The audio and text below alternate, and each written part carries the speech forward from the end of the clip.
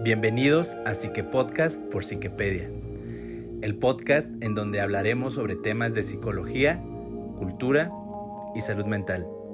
Acompáñanos.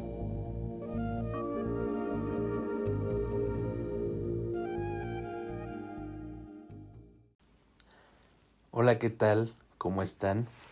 Espero que se encuentren muy bien. Yo soy Alberto San y como un episodio más les doy la bienvenida a su Psique Podcast por Psiquepedia. Me encuentro con Diana Ortiz, psicóloga de Psiquepedia. ¿Cómo está? Bien, gracias. Qué bueno que se encuentre muy bien. Y pues bueno, nos encontramos grabando este episodio después de una larga lluvia que cayó aquí en la Ciudad de México y con todo el ánimo para comenzar este nuevo episodio, y es dentro de la sección de análisis de personalidad, una sección muy pedida y aclamada por los oyentes del Psique Podcast. Y pues bueno, muchas gracias por los comentarios, muchas gracias a las personas que han participado en nuestras encuestas de Instagram. Así que pues bueno, sin más preámbulo, Diana, adelante con el tema de esta noche. Gracias, Alberto. Muy bien, como ya lo mencionó Alberto, este es un episodio más de análisis de personalidad. Y muchos se estaban preguntando en redes sociales, sobre todo en Instagram, de quién íbamos a hablar en esta ocasión. Así que a continuación se los voy a revelar. Este análisis de personalidad va a tratar de la llamada o apodada ogresa de la colonia Roma, que el nombre real es Felicitas Sánchez Aguillón. Nació en Veracruz, en México. No se tiene la fecha exacta, pero se sabe que fue en el año de 1890 y fue una asesina en serie mexicana, conocida, como les mencionaba popularmente, como la ogresa de la colonia Roma, pero tuvo otros sobrenombres como la trituradora de angelitos, la descuartizadora de la colonia Roma o la espantacigüeñas. Nace en la zona rural del estado de Veracruz, en la población de Cerro Azul. Se desconocen los detalles de su infancia. Lo poco que se sabe es que tuvo una relación complicada con su madre, y durante la década de 1900 Felicitas estudió y se graduó como enfermera y comenzó a trabajar como partera en su natal Veracruz. A la par contrae matrimonio con un hombre llamado Carlos Conde. Del matrimonio con Conde nacen un par de gemelas. La condición económica de la pareja era austera y no pudieron solventar la manutención de las pequeñas, así que Felicitas decide venderlas. Su marido al principio estuvo de acuerdo con hacerlo, pero terminó arrepintiéndose. Pero ya era tarde, ya que Felicitas no cedió, las vendió o las regaló y jamás le reveló a su esposo el destino final de sus hijas, por lo cual vino el divorcio del matrimonio. Y aunque puede sonar extraño, Felicitas nunca asesinó a ninguno de sus hijos, y las gemelas que tuvo con Conde Sánchez no fueron las únicas hijas que procreó. Tras la separación con él, en el año de 1910, ella emigra hacia la capital de México, el llamado anteriormente Distrito Federal. Felicitas Sánchez se asienta en la colonia Roma de la hoy Ciudad de México, en la calle Salamanca número 9. En esa época era un edificio de departamentos. Le renta el cuarto a una mujer y tiene una compañera de departamento. Su compañera laboraba todo el día y solo llegaba en las noches a dormir, por lo que eso le permitía a ella el tiempo y el espacio suficientes para realizar sus terribles prácticas.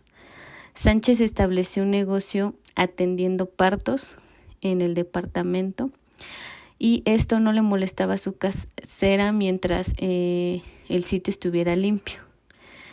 Felicitas atendía partos, pero pronto comenzó a destacar el hecho de que mujeres adineradas de posición económica muy buena comenzaron a acudir a consulta con ella, lo cual era un evento extraño, pues siendo mujeres de la alta sociedad y con una capacidad adquisitiva, podían recurrir a hospitales y a médicos más reconocidos.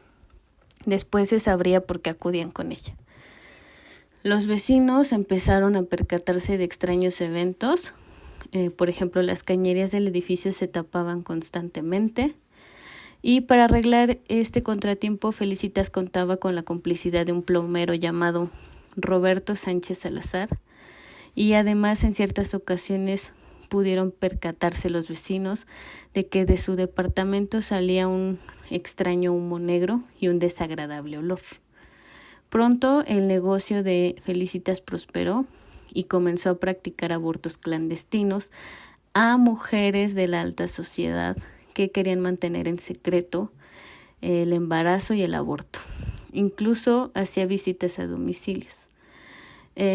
La mujer frecuentaba barrios de la ciudad, pues donde vivían personas famosas o implicadas en la política. Y ella atendía a cualquier mujer mientras le pagaran, no importaba su tiempo de gestación. Antes de comenzar con su faceta como asesina serial, Sánchez se dedicó al tráfico de menores. Empezó a vender a los niños recién nacidos que sobrevivían de los abortos y también recibía o compraba a madres que no tenían los recursos para mantener a sus hijos, bajo la promesa de que ella los colocaría en una buena casa con buenos padres. Sánchez fue detenida en por lo menos 2 ocasiones por tratar de vender a un bebé, pero la mujer salió libre tras pagar una fianza. No pasó mucho tiempo antes de que Felicitas pasara al asesinato. Los niños que no lograba vender terminaban muertos, sin mencionar que muchos infantes perecieron bajo su cuidado. Felicitas pronto recaudó dinero suficiente para hacerse de un negocio propio. Abrió una miscelánea, una tienda de abarrotes, que también funcionó como clínica clandestina en la calle Guadalajara, número 69, en la Ciudad de México, a la cual nombró La Quebrada. Muy bien.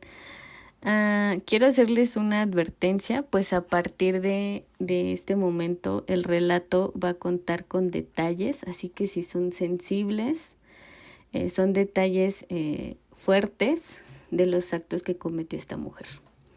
Así que posterior a su detención, sus cómplices relataron la tortura a la que sometía a los bebés y a los niños. Solía parodiar los cuidados maternales de una manera sádica. Bañaba a los bebés con agua helada, no les daba de comer durante periodos largos de tiempo, los dormía en el piso y a veces los alimentaba con carne o leche caducada. Sus métodos de ejecución fueron variados, fueron asfixia, envenenamiento, apuñalamiento y hasta inmolación. Generalmente los estrangulaba o asfixiaba. En muchas ocasiones repetía los actos que en su infancia cometió, que era envenenar animales. Ya muertos procedía a descuartizarlos y en ciertas ocasiones se comenta que llegó a hacerlo mientras los bebés estaban vivos. Los restos generalmente los tiraba a alcantarillas, a depósitos de basura y en otras ocasiones los incineraba en una caldera. De ahí provenía el humo y el olor que los vecinos a veces percibían. Incluso también se llega a comentar que los llegó a quemar vivos. El 8 de abril de 1941, la alcantarilla del edificio de Salamanca, donde vivía Sánchez, se tapó. Se encontraba congestionada desde la toma domiciliaria y en el primer piso de ese mismo edificio había una tienda de abarrotes, de la cual el dueño era Francisco Páez, quien mandó llamar a un plomero y albañiles. Los albañiles levantaron el piso del negocio para poder acceder a la cloaca. Cuando llegaron a ella, pudieron observar que había un tapón grande de carne putrefacta, gasas y algodones ensangrentados. Pero la sorpresa más desagradable fue cuando encontraron un cráneo pequeño. Rápidamente supieron que ella era la responsable, así que la prensa y la policía empezaron a movilizarse. Las autoridades llamaron a la puerta de su departamento, pero Felicitas no se encontraba, así que su casera fue quien les abrió y les dejó entrar a la habitación de la mujer, ya que ella nunca había entrado. Lo primero que se ve en su habitación es un altar con velas, agujas, ropa de bebé, un cráneo humano y una gran cantidad de fotografías de niños. Ese mismo día se catea la miscelánea de la que ella es dueña, la llamada La Quebrada. Felicitas no se encontraba ahí, ya que hasta ese momento se enteró y logró darse a la fuga. En esa época no existía la denominación de asesino en serie, pero sí el infanticidio, que era un crimen altamente castigado. La investigación quedó en manos del detective José Acosta Suárez, hombre que algunos años después atraparía a Gregorio Cárdenas, quien es otro asesino serial mexicano. El 11 de abril de 1941 es detenido Salvador Martínez Nieves, el plomero cómplice de Felicitas. Él relata que en efecto sabía lo que estaba pasando, pero por miedo a que lo relacionaran con los actos no había denunciado y recibía una cuantiosa paga por destapar los caños y también un soborno para que no la delatara.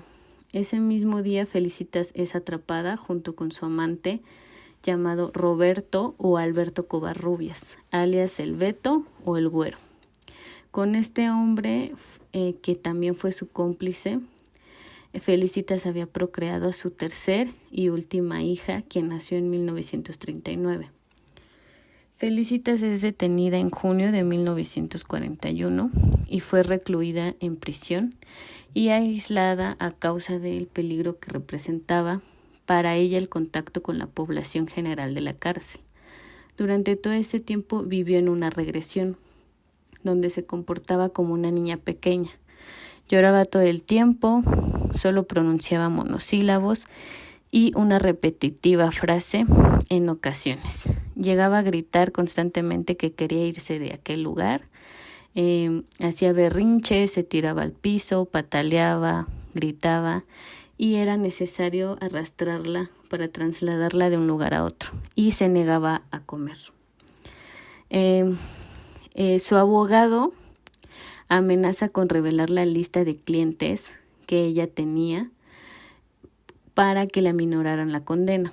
En aquella lista, pues como les comentaba, estaban inmiscuidas importantes figuras de la política, así que en una evidente muestra de corrupción y una serie de irregularidades, se le permitió a la apodada Ogresa salir libre después de 3 meses de estar detenida.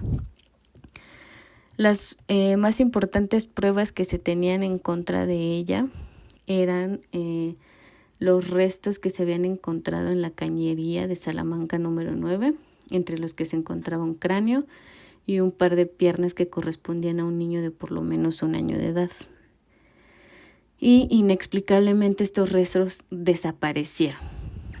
El 26 de abril de 1941 solo se le imputan cargos de aborto, inhumación ilegal de restos humanos, delitos contra la salud pública y responsabilidad clínica y médica. Ninguno de estos crímenes en esa época eran considerados como graves, por lo cual Felicitas alcanzó su libertad bajo fianza.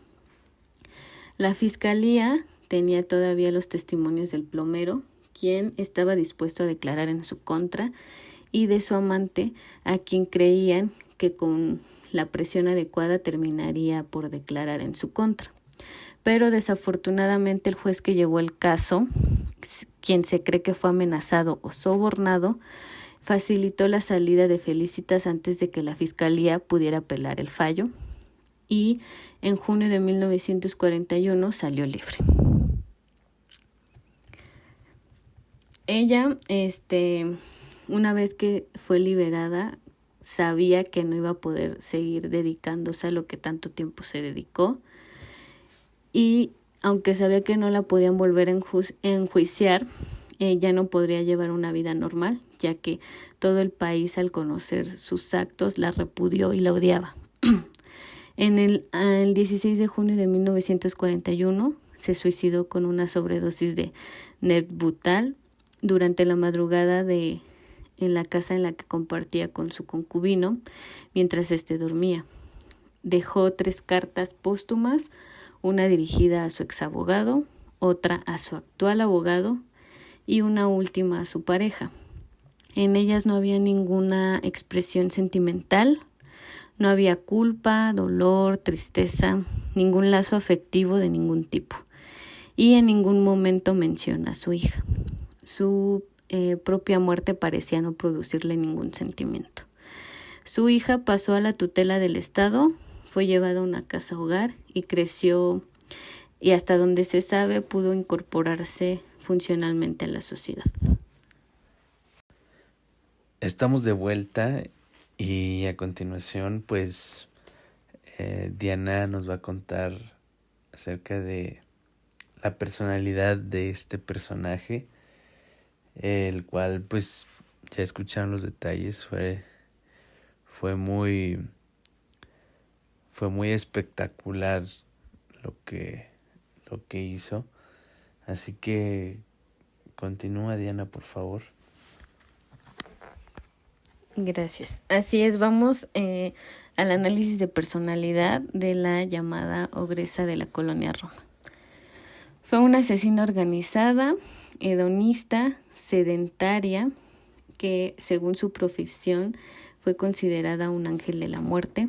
Se desconocen los detalles de su infancia, pero como les mencionaba, lo poco que se sabe es que tuvo una relación tormentosa con su madre, dominada por el rechazo que ésta le mostró.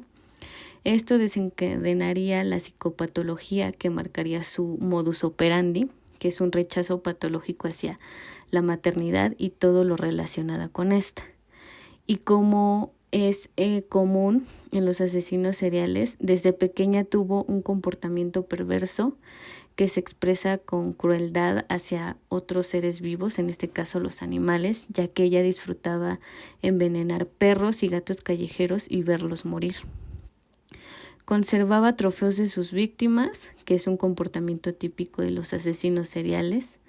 El coleccionar recuerdos que se relacionan con sus víctimas. Ella coleccionaba ropa y fotografías. Como ya se mencionó antes, Felicitas Sánchez experimentó el rechazo materno desde muy pequeña. Esto generó en ella una personalidad neurótica. Aparentemente no sentía empatía ni remordimientos. Era una mentirosa patológica y racionalizaba sus actos.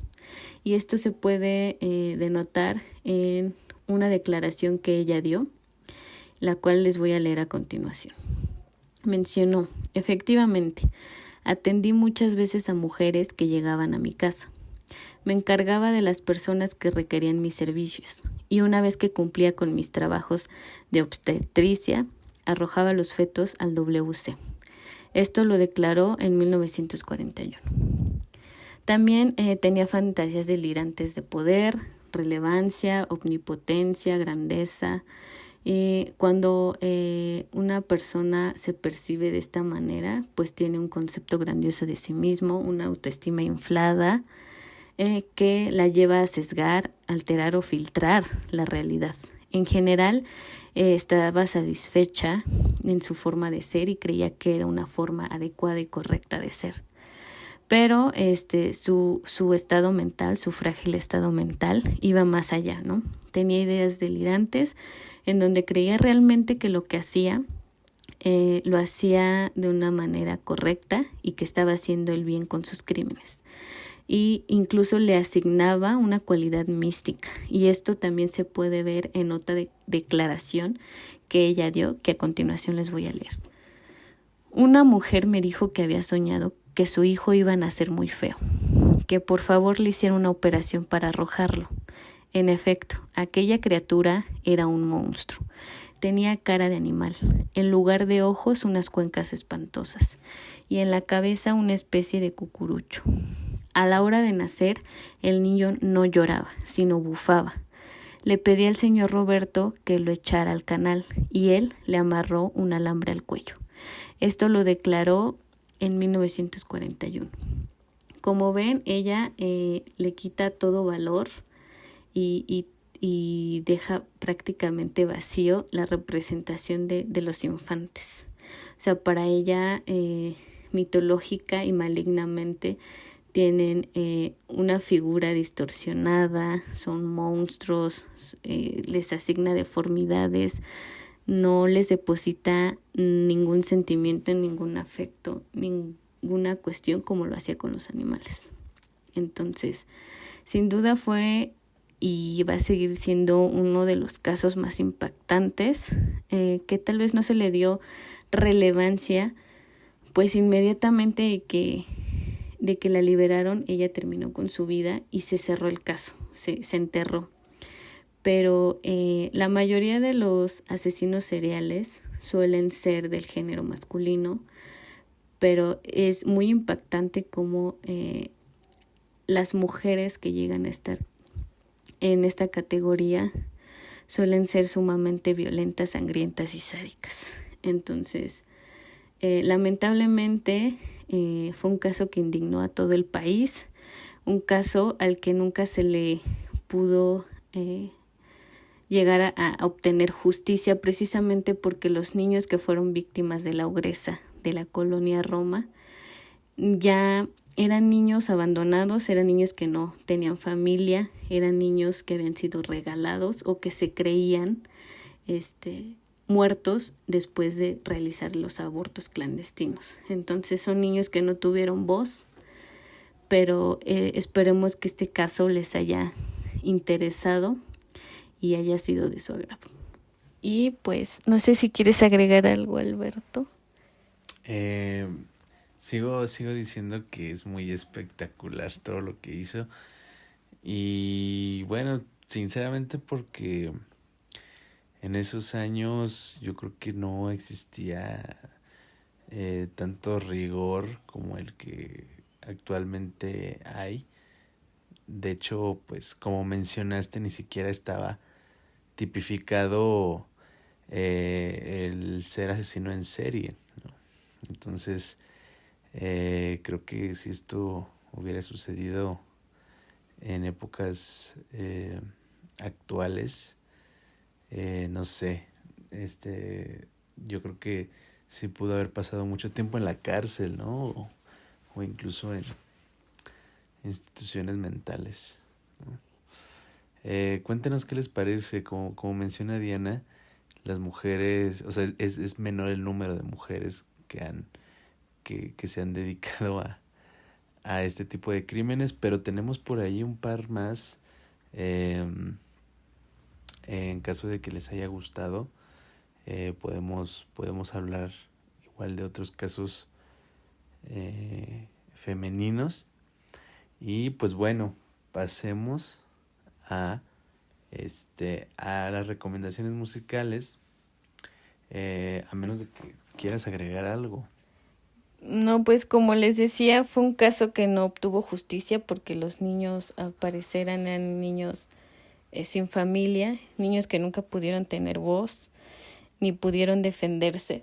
Pero creo que lo importante de que se conozca el caso no es simplemente saber desde la postura psicológica estas características en el análisis de personalidad, sino que al dar al conocer, creo que de alguna manera rememoramos que aunque no hubo justicia tal cual, porque hubo irregularidades, obstrucción y corrupción, al menos el saber el caso puede ser de alguna manera compensatorio en el aspecto de que los niños, pues su historia fue contada y sí, pues de alguna manera eso es algo muy importante. Sí, además actualmente en la ubicación de Salamanca número 9, obviamente ya no está ese edificio, pero me parece que hay un restaurante, ¿no? Sí, me parece que sí. Es un negocio de comida, entonces eh, a lo mejor podemos ir ahí a comer alguna vez e incluso podemos pues no sé, como tomar algunas fotos o yo qué sé, podemos buscar algún tipo de archivo para ver cómo se veía la calle en esos años y cómo se ve ahora, ya que es una zona muy concurrida de la capital mexicana para todos nuestros escuchas que no son de México. Pues actualmente esta colonia es una de las más, pues, ¿cómo se puede decir? Populares, Sí, visitadas. más populares por el tipo de vida que llevan los habitantes de esta colonia. Y la verdad es que eh, pues sigue siendo interesante, sigue siendo un caso de los muchos que habitan en esta ciudad tan grande. Así que, pues bueno, ahora sí, pasemos a las recomendaciones musicales. Adelante.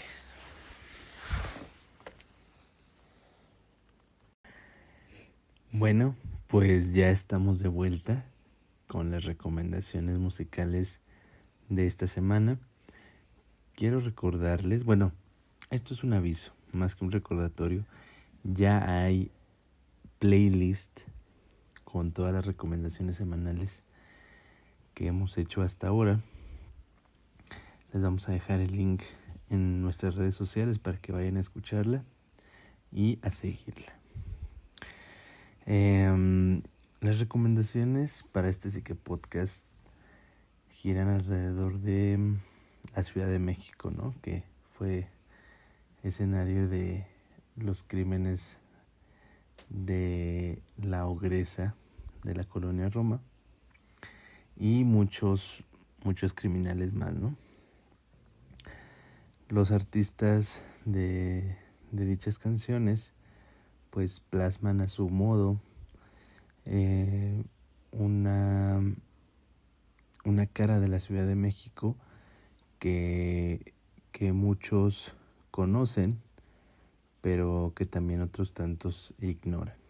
Así que la primera recomendación es Él no lo mató, de Laragán y compañía, que pues prácticamente es una historia de un chico que fue baleado al intentar asaltar un negocio aquí en la Ciudad de México.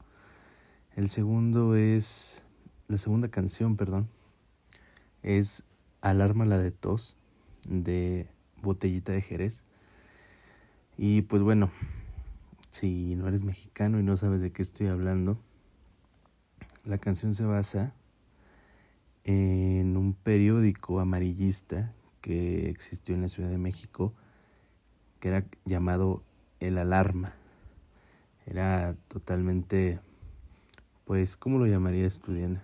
De notas rojas. Sí, exacto, de notas rojas. Entonces, en esta canción, muy al estilo de Botellita de Jerez, y con ayuda de El Doble Sentido, pues logran esta canción que es una de las más famosas de la banda.